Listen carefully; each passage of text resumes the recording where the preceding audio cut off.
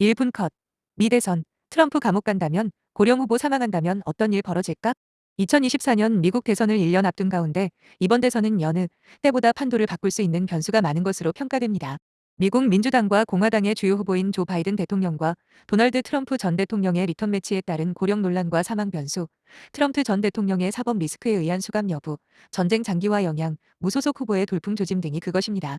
이에 따라 영국 BBC는 미국 대선의 향방을 바꿀 수 있는 4대 변수에 따른 경우의 수를 자세히 살펴봤습니다. 먼저 양당의 주요 후보인 바이든 대통령이 내년 대선에 82세, 트럼프 전 대통령은 78세로 모두 70세를 넘긴 고령입니다. 이에 따라 두 후보 중 하나가 선거일 전에 이상이 생길 가능성이 없지 않습니다. 만약 예비 투표를 마무리하고 사고가 발생한다면 미국 헌법에 따라 죽어서도 선거에는 출마할 수 있습니다. 또 만약 당선된 후보가 선거일 이후 취임식 전에 사망하면 부통령이 대신 취임하게 됩니다. 다음은 트럼프 전 대통령의 사법 리스크에 따른 결과입니다. 만약 트럼프 전 대통령이 감옥에 가는 경우 대선에 출마할 수 있고 옥중 당선될 수도 있습니다. 트럼프 전 대통령이 옥중에 당선되면 사법 리스크에서 사실상 해방될 것입니다. 미국 헌법은 의회 탄핵을 제외하고 현직 대통령을 기소하는 것을 금지하고 있습니다.